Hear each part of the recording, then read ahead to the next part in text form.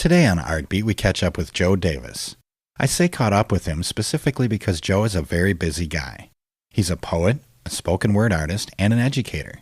He also fronts his own band, does speaking and performance engagements all over the country, and has new and evolving shows coming out all of the time. In fact, there's just too much to list here. So let's hear it from the man himself. I'm Bill Stoneberg with Joe Davis on Artbeat. From painting to photography, from beadwork to woodworking, KQAL FM on the campus of Winona State University presents Artbeat. Artbeat highlights the work and accomplishments of local artists from in and around Winona. Support for Artbeat is made possible by the Minnesota Arts and Cultural Heritage Fund. We're working towards a world in which ghettos don't exist. Everyone is rich when our soul glows from the gold within. I've been writing since I could hold a pen. Notebook was my closest friend. I wrote poems in hopes homelessness and war would end. I was so young, mind wide open then. I saw it all through rose-colored lenses until broken. But look in your eyes gives me hope again. Dreams might be born again, so let me hear the chorus where your voices come in. What time is it? It's time to raise up. So what time is it? It's time to raise up. I'm here at the Winona Public Library with Joe Davis. He's a spoken word artist, and he's going to do a performance for us tonight and some workshops. How you doing tonight, Joe? Feeling pretty great. I'm excited to be here. Yeah. Cool. Yeah, well, thank you for being on the show. First, I just want to say, you're a very busy guy. You got a lot of stuff going on. I was looking you up online, and you got a lot of stuff under your belt already. You're a nationally touring writer, speaker, and performer, and you're also the frontman of the Poetic Diaspora, and you do spoken word events and workshops. You're co-founder of the artistic director of H Cubed, and now you're here giving us some workshops and a performance. How do you keep on top of all this? How do you, that's a lot to take under. Yeah, I'm still trying to figure it out. No, it's fun. I've kind of developed a rhythm now. Okay. I've been doing it for so long. And it's just like we were just saying earlier before we started the interview, when you really love what you do, it makes it easier. It makes it more enjoyable. So I've been really fortunate to be able to find myself doing what I love majority of the time. And so all the things that come with that, it doesn't seem like it's so much of a challenge to get it done. So. Okay. So you probably maybe even hunger for it then, huh? Yeah, definitely. Yeah, I feel like this is like what I was made for, to be a creator, to be an artist. And so, it's definitely a hunger that's like deep within me and comes out when I share. So I love you. I love you at your best. I love you at your worst. I love you in a dress or sweatpants and t-shirt. I love you when you gain weight. I love you when you stay in shape. I love everything about you that you love, and even everything you say you hate. I love you. I love you when you wake up. I love you without makeup. I love you any time of day in any way because I mean it when I say love. I love you. I love you from start to finish, from head to toe. I love every spot, wrinkle, and blemish, every freckle and mole. I love both your dimples and your pimples, your mind, body, spirit, and soul. I will love you before and after the here and now. Now I'm here to let you know I love you. I love the way you walk, you talk, you smile, you laugh, you sing. I could cut this poem in half and say I love you everything. Because if you ever think that you're not loved, that just isn't so. No matter what, my love for you is unconditional.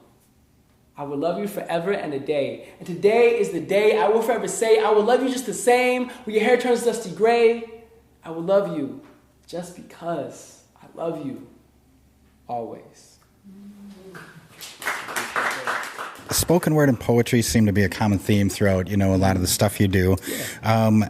How did you get started in spoken word? Like, how did that start out? What drew you in? Yeah, and so I started writing. Even when I was a little kid, I used to write these little love letters to like the cutest girl on the playground, my schoolyard crush, and it was really goofy and playful. That's how I got started.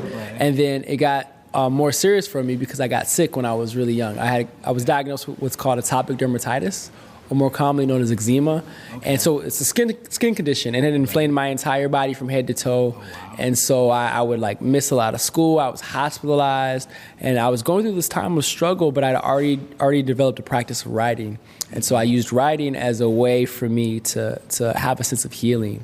And it was kind of cathartic and therapeutic, where I could pour whatever I was experiencing into my notebook. It was hard for me to articulate it to my family or to my friends, but I could sit for hours and hours and just write. So that's when it became more of a practice for me and more of a way of being, a way of thinking. And I really didn't recognize it at the time, how important it would become. But that's when it was really definitive for me, when I was still in elementary school.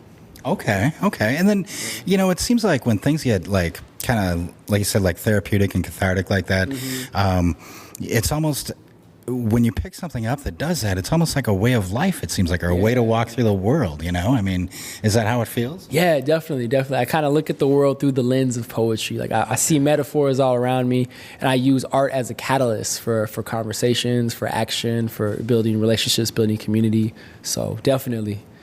Okay, great. And then I wanted to ask you about, you have this ongoing, it seems seemingly like evolving show, The New Renaissance. Yeah. And you've referred to it as a concert and a choreo poem. Can you tell us a little bit about that and what choreo poem means? Yeah. So The New Renaissance was inspired, actually first came about on my 30th birthday. It was a big 3-0. And I was like, you know what? I got to have a big celebration. But it's not just about me, it's about my community. And so I'm inspired by the Harlem Renaissance. That's like my favorite era of art, with Langston Hughes and a lot of other artists in the Harlem area, like in the 1930s and 40s. And there's this huge explosion of art that was like a cultural celebration and a way to kind of heal some of the schisms that were in the country. And so that's been a tremendous influence in me in my work. And so I was like, but what I see happening today is kind of like a new renaissance, like a resurgence of that same spirit and that same creativity. And so I wanted to carry forward that legacy. And I said, hey, let's call it the New Renaissance. And I invited my favorite local poets and dancers and singers, and we had this huge concert for my 30th birthday. Cool. And it was really cool, and people loved it. We sold out the venue, and folks were like, hey, you got to do this again. And so the following year, I did it again, but it had already evolved into something even bigger and better. And there were some thematic, kind of theatrical elements that were a part of it as well. And so then third year comes around, which was just last November, and we said, hey, let's just do a full-on theater production, or what I call a choreo poem. And so that word was actually developed by another playwright. And the idea is about it being an interplay between words and movement. Okay. So some dance, some singing, but the heartbeat of it is poetry. Okay. And so we did that together with my band and other artists, like over 20 artists, and it was just this really gorgeous production, and it took on a life of its own. So I was like, you know what? This isn't just a concert or just a particular production. This is like almost like a movement. And so now, with this next one that we're doing in the summer, June 8th, we're doing another theater production. Nice. But it's also serves as a launch party for the New Renaissance. And so it's going to be an official LLC, to where whenever I do similar events, it's going to be called the New Renaissance Presents, and it'll be whatever it wants to be. Oh, nice. Yeah. Leaves it kind of open, but you have, the ball rolling. Yeah, for sure.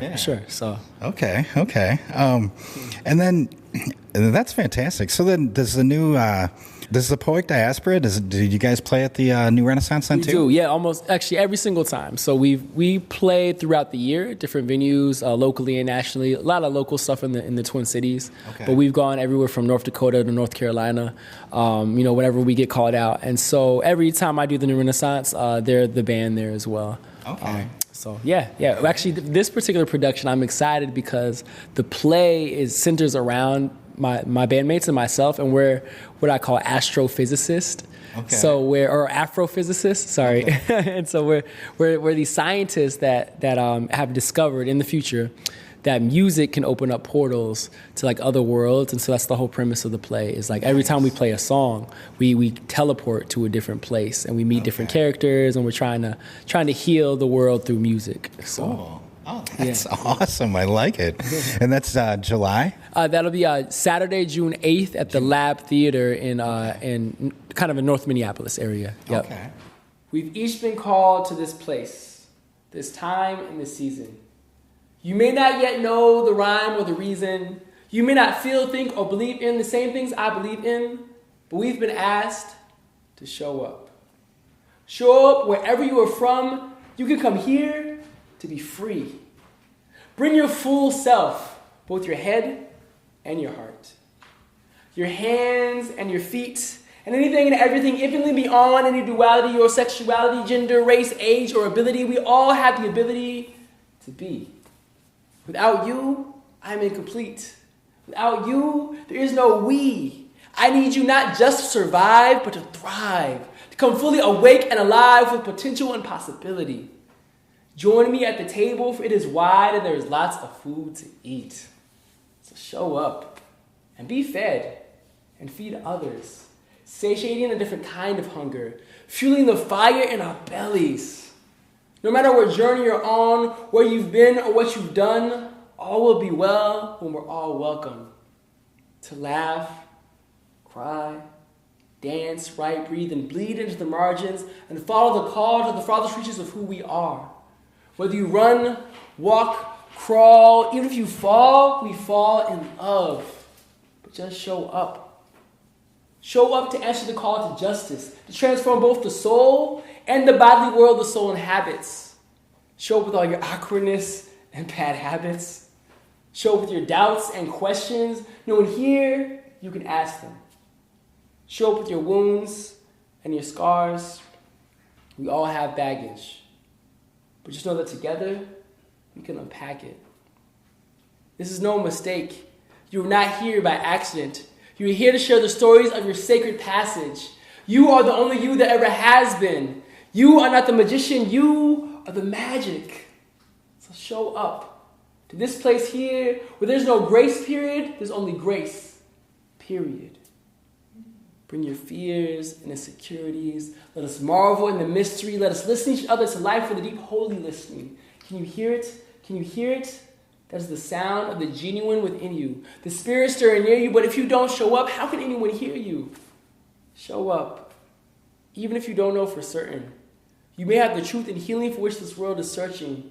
In this grand universe, we are but small workers with a big purpose because of our hearts widening the circle. Hearts that are broken, hearts that are open so a little light can shine through, a little hope for the hopeless. Wherever you go, simply know the spirit of this place goes with you. So go.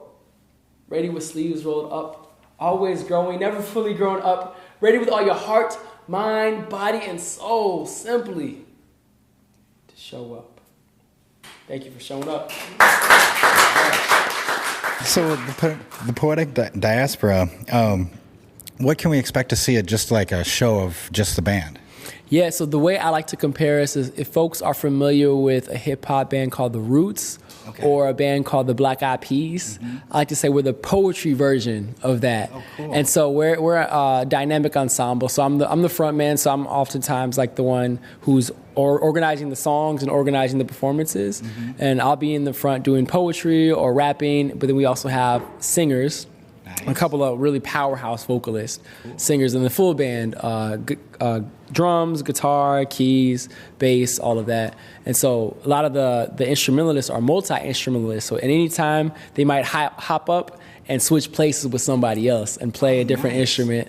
And while the singers and I are in the front, kind of dancing around and doing poetry and rapping together. And so it's a lot of energy, a lot of good energy. Right. We like to call what we do freedom funk. Okay. And so for me, that means like I hearken back into like the freedom songs of the civil rights era because it kind of carries forward that spirit, but we keep it funky too. Some you could dance to, so yeah, freedom funk. Cool. It seems like a lot of fluidity in the things you do. You know, you let it kind of grow and evolve. Oh, definitely. I'm highly collaborative and highly improvisational, so I like to create spaces where things can grow organically, and people can kind of see where their story reflects, and they can connect to it, and we can do it together. So right, okay, great. And then you're an educator as well. Do you find that does education kind of play a part in your work? I mean, you know, is that part of the whole artistic vision? Yeah. So I'm a teaching artist, and so a lot of what I share is developed from like years and years of just touring and being a practitioner of the art. And so I share what's worked for me, but then also I've had some amazing mentors and teachers throughout my life. You know, I graduated with an English BA and then more recently with a master's in theology of the arts. And so I kind of have some of that formal training around that as well that I share.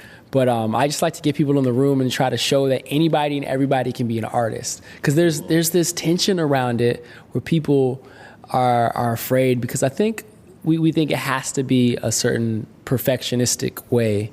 But I think everyone has a spark, and I just want to fan the flame. So if you want to create, if you want to get out there, I try to encourage and advocate that through teach an artist workshop. As an educator, that's like my main goal, is to like affirm and celebrate everyone's creative sensibility. Right. So fan the flame. I like that. Yeah, definitely.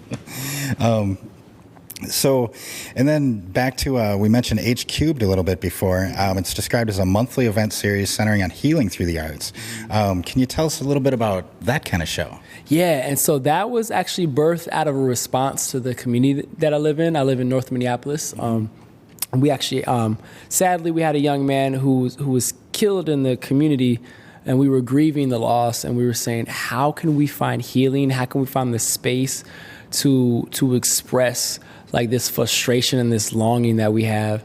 And so some friends and I just went to the nearest coffee shop and bike shop, and we said, hey, we're gonna just hold this space here. We're gonna have music, we're gonna have poetry, we're gonna get some food going. Whenever you have food, people are gonna come. Right. And so people came through in that space of like really heaviness. And by the end of the night, we had sung songs, and we had an open mic where people came and were able to share whatever was on their chest and just get it off in a really beautiful, powerful way. And at the end of the night, spirits were lifted, and we had made new friends, made new relationships, and we're like, this is something. There's something special here. It's almost like a sacred space. Mm-hmm. And so we decided to keep it going. And now 3 years later, we've been doing that.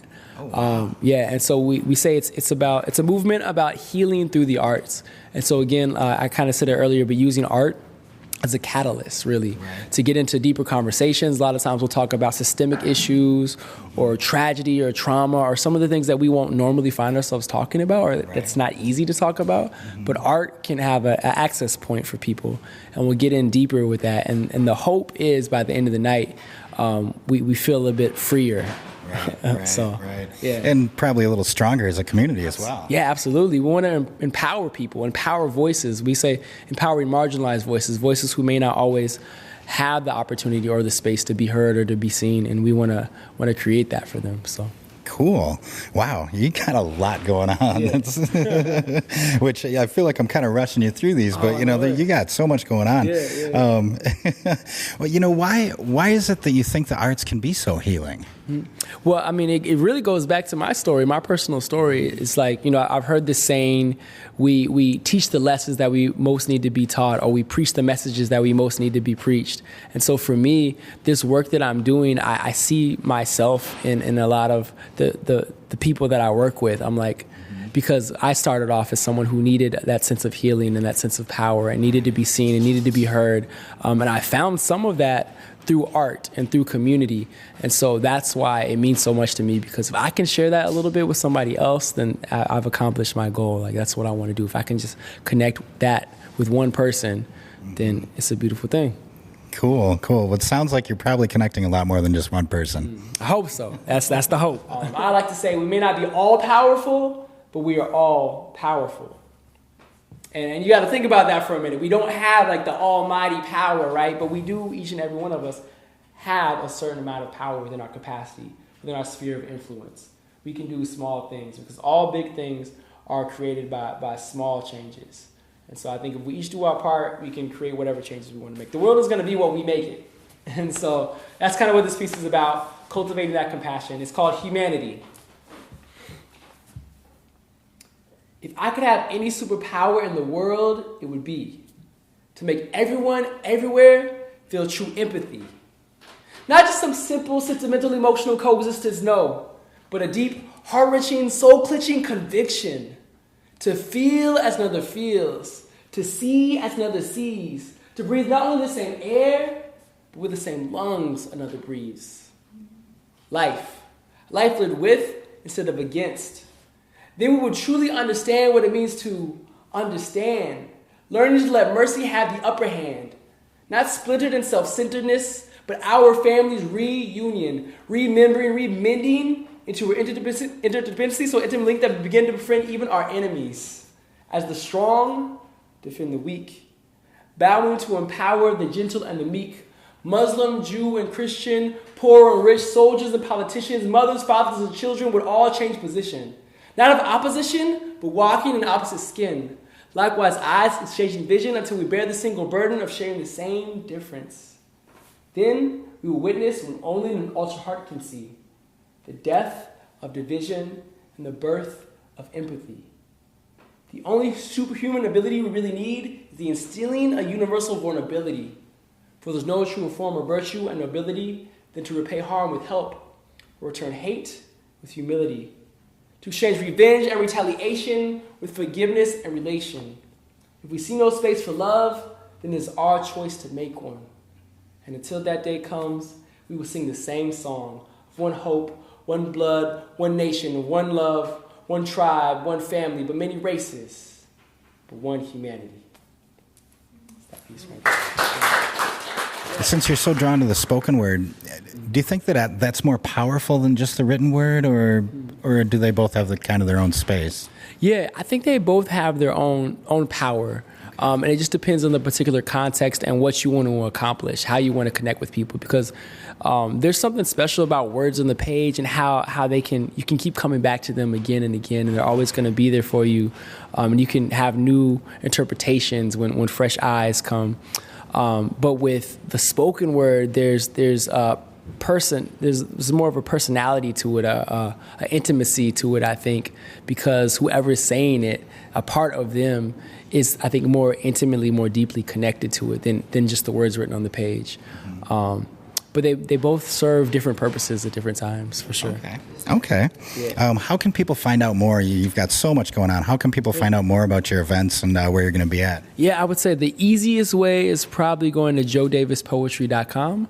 But then also I'm pretty active on all the social media, Facebook, Twitter, Instagram, and you can just type in Joe Davis Poetry, hashtag Joe Davis Poetry, or at Joe Davis Poetry, and you can find me. I keep it pretty simple. That's always going to be Joe Davis Poetry. Even my email is joedavispoetry@gmail.com. So it's pretty simple to find me. I'm really open to if people reach out. I try to reach back as soon as possible, and I love to have these types of conversations. So okay, great. Well, thank you so much for joining us. I've been here with Joe Davis. He's a spoken word artist, and we're going to hear a little performance from him tonight. And thanks so much for being on the show. Yeah, hey, thank you so much. I really appreciate it. Thank you. We must raise awareness as well as raise funds, so mothers and fathers can raise families, raise daughters and raise sons, who don't raise crime rates because we don't raise guns. Dreams occurred, not dreams deferred, no more raisins in the sun. Somebody raised the fist to raise the consciousness to make this change come. I'm talking about a love so strong, even the dead will raise up. It's a love so strong, even the dead will raise up. What time is it? It's time to raise up. What time is it? It's time to raise up. So what time is it? It's time to raise up. Are we ready for peace or ready for war? We crown the king of dreams with a head full of thorns. A legend is born. His words are like bread to the poor. So live, each line is like breath to a corpse. Reversing effects of post-mortem rigor mortis. Each verse a metaphor for metamorphosis. Different motive and intent, no Forbes, this celebrity endorsement. We're working towards a world in which ghettos don't exist. Everyone is rich when our soul glows from the gold within. I've been writing since I could hold a pen. Notebook was my closest friend. I wrote poems in hopes homelessness and war would end. I was so young, mind wide open then. I saw it all through rose-colored lens until broken. But look in your eyes gives me hope again. Dreams might be born again, so let me hear the chorus when your voices come in. What time is it? It's time to raise up. So what time is it? It's time to raise up. So what time is it? It's time to raise up. What am I going to do with 40 acres and a mule? Give me a spaceship and rocket fuel. So we can start a school on the dark side of the moon and spark a revolution through hip-hop and cartoons. Culture shock it to you like Shaka Zulu until we knock a tooth loose. Got rhymes like Tupac gave Dr. Seuss the juice. Mixed with the roots of soul, gospel, and blues, proving the truth, no excuse by removing the noose. Nothing but our shackles and chains to lose. Let's change the new story to a new story for people who flew to new glory. The more we plant more seeds, the more we teach, with so much more than what the world sees. What the world needs is world peace. Abolish for-profit prisons and military police. In disparity with solidarity, with sharing the cross we bear right here in the streets. Carrying the dreams in our hearts. I can hear it when it beats, when I speak, when I breathe. It'll be here when I leave, forever the dream, forever the dream. Carrying the dreams in our hearts. I can hear it when it beats, when I speak, when I breathe. It'll be here when I leave, forever the dream, forever the dream. What time is it? It's time to raise up. So what time is it? It's time to raise So up. what time is it? It's time to raise up. Some raise their questions some raise their hands for the questions. Some raise their hands for the answers. Who raises concern for the mother whose child was killed while raising their hands up? Who raises the taxes without raising the wages? Will we raise our standard of education? Will we raise our voices, raise the vibration? If it takes a village to raise a child, what will it take to raise the nation? If it takes a village to raise a child, what will it take to raise the nation? It's time to raise up.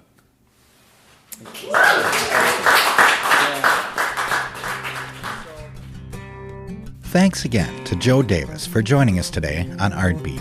Joe's show, The New Renaissance Presents Ancestral Echoes, will be at the Lab Theater in Minneapolis on Saturday, June 8th, 2019. For more information on Joe and all that he does, go to joedavispoetry.com. I'm Bill Stoneberg, and we've been visiting with spoken word artist Joe Davis on Artbeat. Artbeat is written and produced by KQAL FM on the campus of Winona State University. Visit us on the web at kqal.org.